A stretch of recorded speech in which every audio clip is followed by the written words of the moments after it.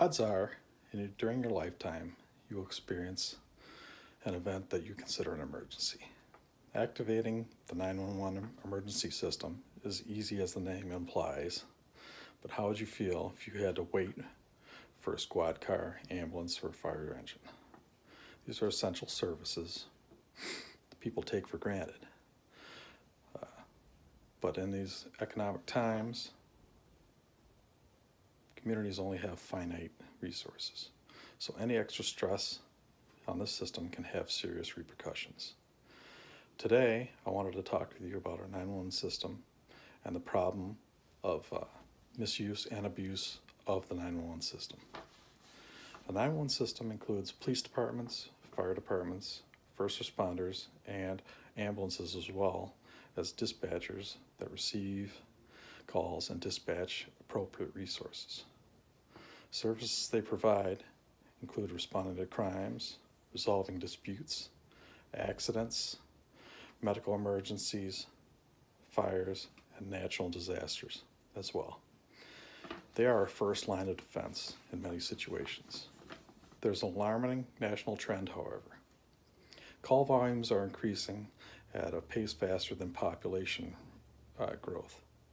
In 2015, the Boston Globe reported that the call volume for medical calls increased 26% over the last decade. Other services report similar numbers. With these growing numbers, and with communities looking for ways to save money, the issue of 911 abuse and abuse has come under greater scrutiny. 911 abuse and misuse is a major component of the statistics. According to the Denver Post, in 2009, out of 84,000 calls, emergency medical calls, 30% of these calls didn't result in anybody being transported to the hospital. Now, there can be different reasons for these numbers and for these people not being transported. They either might have refused transport, or the people involved might have deemed that they didn't need to be transported to a hospital. These numbers are comparable, however, with foreign providers as well.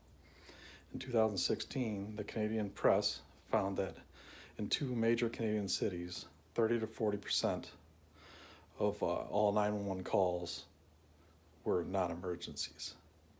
There are many reasons for the abuse and misuse of 911.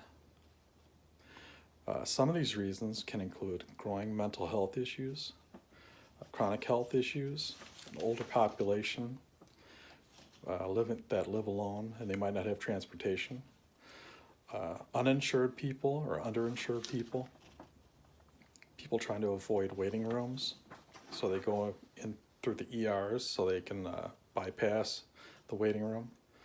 And people also know that there's a duty to respond for these agencies, and they might be liable for any cases in which they don't respond.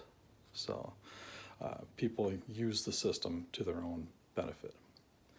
A major difference has to be taken into account when dealing with the issues of 911 abuse and misuse is a difference between unintentional and intentional abuse. Unintentional abuse statistics can possibly be improved by education and awareness campaigns. With intentional abuse, there are fines and penalties that increase with each violation. There's been a big push for harsher penalties, and that's understandable because of the added costs and the stress to the providers and responders. Thousands of non-emergent calls can add up to making or breaking a city's budget. I know in my city of Janesville, an ambulance ride can cost you upwards of $800. So there's a lot of lost revenue that can be found there, and as well as increased response times when an ambulance may not be available for somebody just because they're responding to another call.